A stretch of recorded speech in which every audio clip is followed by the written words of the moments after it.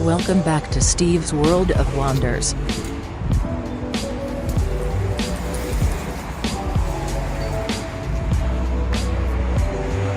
Here behind me is the wine vault, where you can take a tour of the wine vault.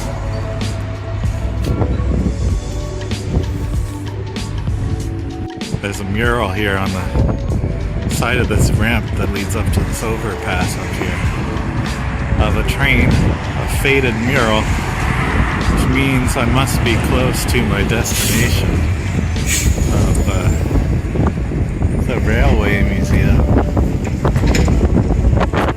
I hope I'm close. It's cold out here. Here's a place I wish I could go into, but it's closed and by appointment only. But it's got a lot of artifacts relating to pharmaceuticals, pharmacy related articles. There's an old scale for weighing out correct amounts for pills, etc. Somebody's honking at me for some reason. There's an old book for prescriptions, writing out prescriptions. There's a pill counter, antique pill counter, a giant mortar and pestle.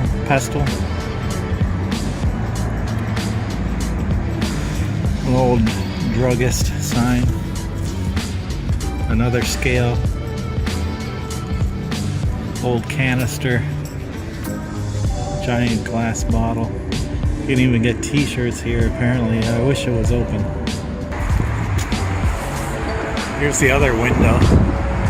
There's a pharmacy symbol up on the higher up on the building there. Old Pepsi Cola box here. Some old bottles of liniment. Whitman sampler box.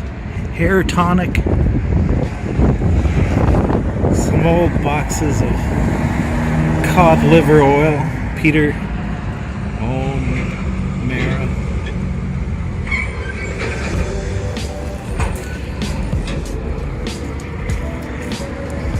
There's some bitters. Some cologne. Vitalis. A pill box.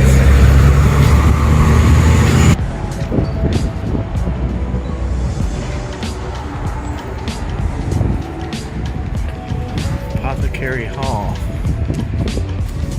Here's a sign for it here.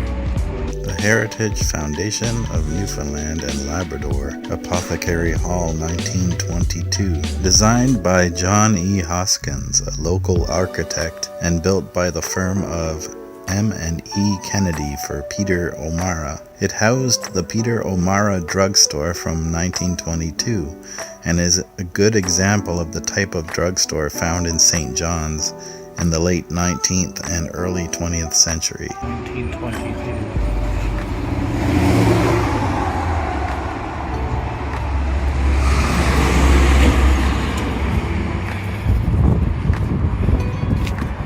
Yeah, so cool place to visit, but not open.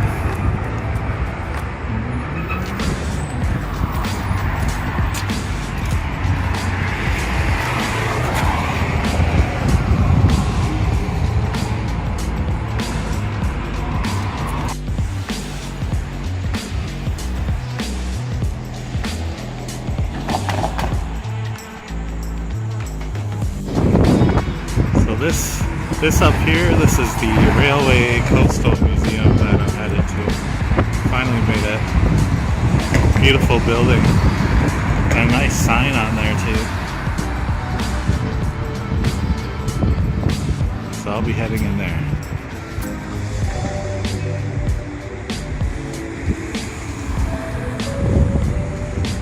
And there's a train out front here. I like that sign on front. Across from the Coastal Museum is a memorial here of a heroic Newfoundlander, Thomas Ricketts, who was with the Royal Newfoundland Regiment.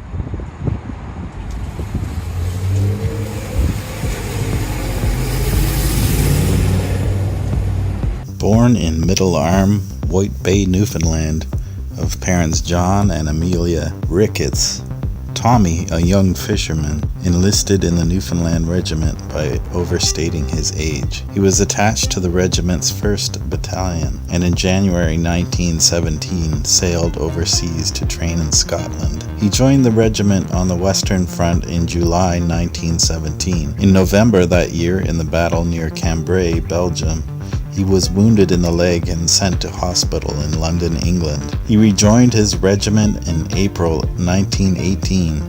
In October, Ricketts was part of Company B at the front line, northeast of Lechem, Belgium. His unit was under heavy enemy artillery and machine gun fire all morning and suffered many casualties. Ricketts volunteered with his section leader, Captain Stanley Newman, and Lance Corporal Matthew Brazil to go forward and attack the enemy position. They advanced by short rushes across no man's land with a Lewis machine gun and began the assault. When they ran out of ammunition, Ricketts, at tremendous personal risk, sprinted back to his company, returning with a supply of ammunition to resume the battle. By his very accurate fire, the German guns were silenced and 8 surviving enemy soldiers were captured. For his outstanding bravery and determination, Tommy Ricketts was awarded both the British Victoria Cross and the French Croix de Guerre. He received the French medal on November 28, 1918 at Hollection from Lieutenant General Sir Claude Jacob, commander of the British Second Army. On January 21st, 1919, King George V personally presented the Victoria Cross to Tommy Ricketts in a private ceremony at Sandringham, England. Ricketts was the youngest soldier of the British Army in World War I to receive this, the highest of all military honors. On January 29, 1919, Ricketts was promoted to sergeant and sailed for Newfoundland the next day. He enrolled in Bishop Field College that fall to finish his schooling. He entered Memorial University College and later studied pharmacy as his chosen humanitarian career. In 1934, Tommy Ricketts opened his own drugstore on this very site. He served a most appreciative clientele and was especially attentive to the children who frequented his store. While the words brave, gallant, and courageous are properly used to describe Tommy Ricketts, he was by nature a very mild-mannered person, often thrust into the limelight by his proud and admiring fellow veterans and other Newfoundlanders. Tommy was a reluctant war hero who felt that all who served during the Great War deserved honor and respect. He was never happier than with his loving family or serving his customers. In 1967, 48 years after his gallant action in World War I, Tommy Ricketts passed away at his work right on this place.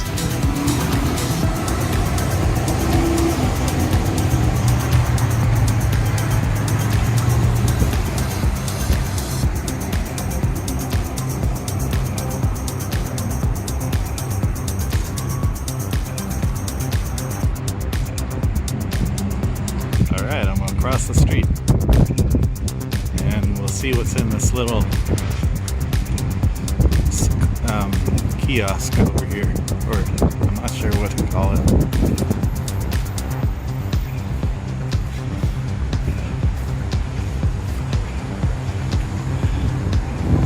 Oh, this is all about the trail you can follow.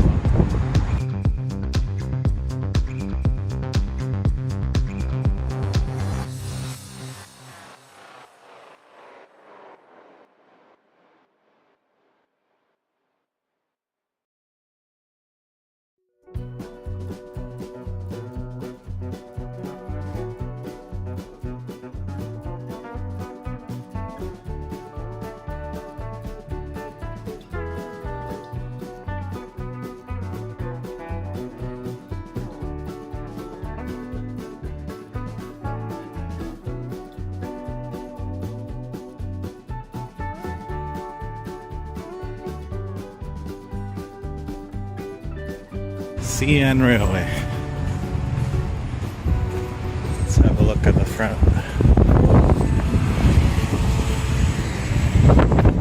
CNR, Canadian National Railway.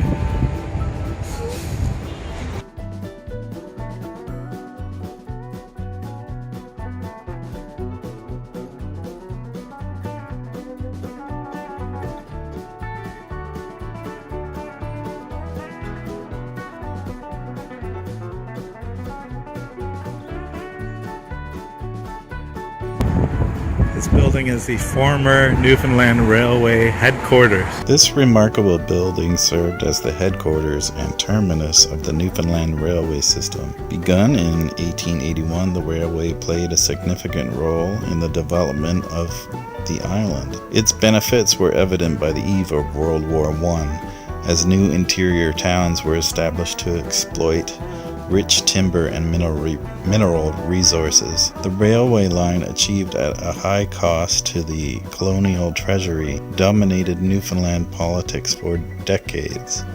Completed in 1903, this building combines elements of the Second Empire and Chateau styles in the massing of the pavilions and the design of the gables. Historic Sites and Monument Board of Canada.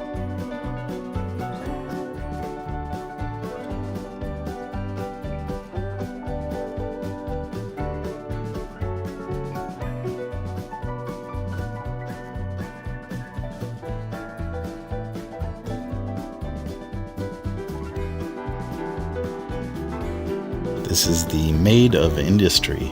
Erected at the turn of the 20th century by Charlie Henderson, stonemason for the Reed Newfoundland Railway, as a tribute to his co-workers. Miss Frances Fanny Quinlan of North Arm Holyrood, the Hendersons' housekeeper, who later became Mrs. John Gushew of Whitbourne, modeled for the statue.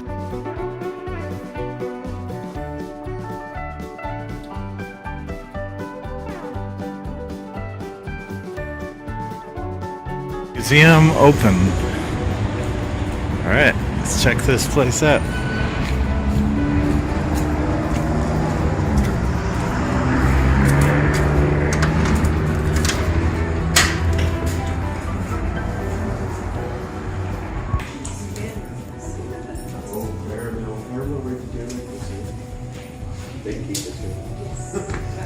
Anyway, we're gonna 1024 model of a Mikado or Class 1000 locomotive, such as the ones bought by the Newfoundland Railway between 1930 and 1949. This model was made by Aubrey Rogers, son of engineer Frank Rogers and brother of Frank Rogers Jr. It is made primarily of solid walnut, stained black. Bigger lunch.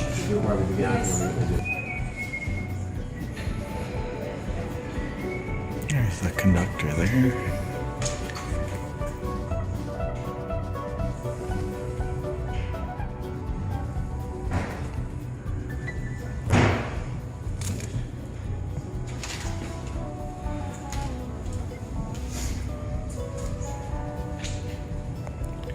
Engineer.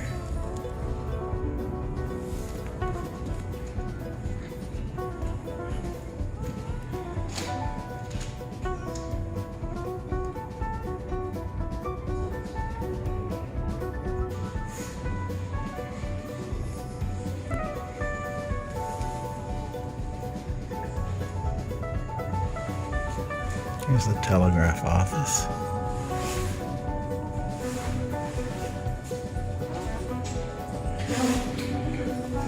With some telegraph code.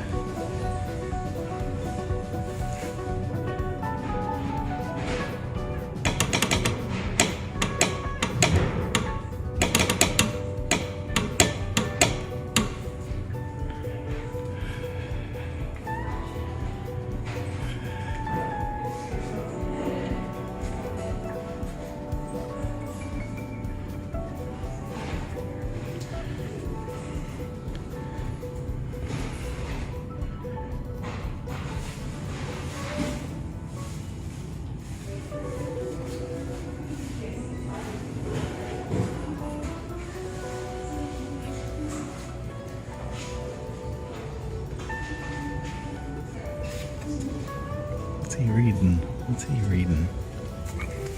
This is the station agent. Front man for the railway, selling tickets, accepting and releasing freight.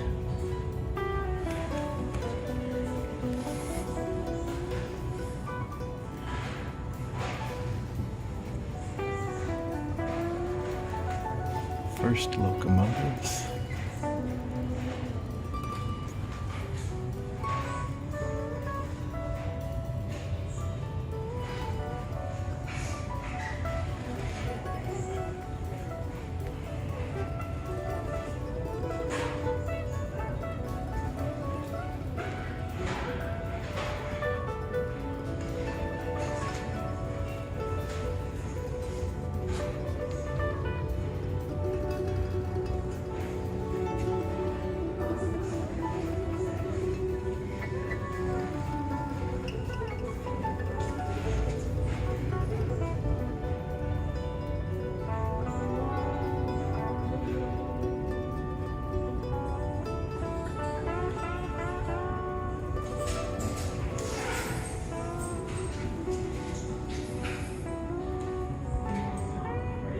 Here's a desk used by a railway manager.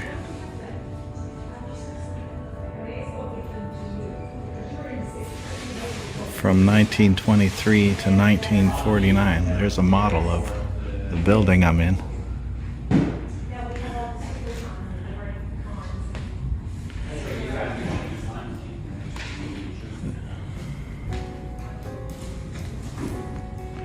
Here's a station agent desk.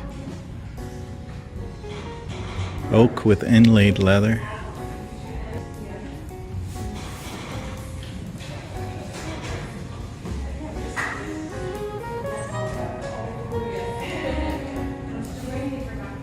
Company safe. Here's a display of tools for operation of a schooner used by sailors.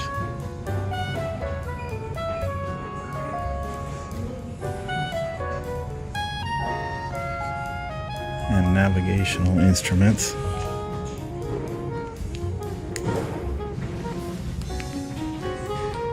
Compasses, barometers, clocks. There's a sextant.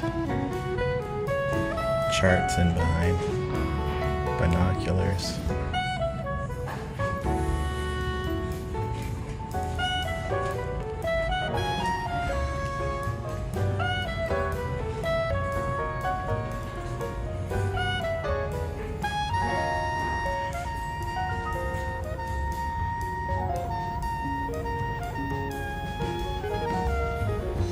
SS Bruce, built in 1897.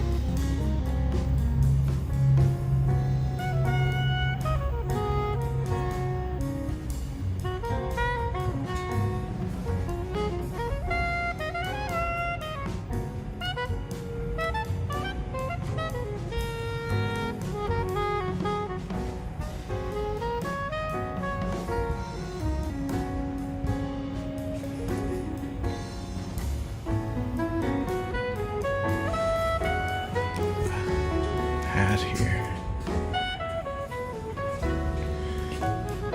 Captain's hat. Captain Dalton, a Marine Superintendent General Manager.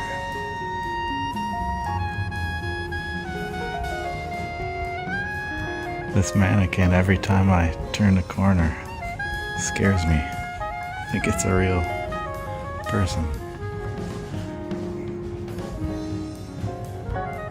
Some model boats. SS Kyle. There's a lantern here. There's a scavenger hunt for kids in this museum where you have to find the ducks. So I found one.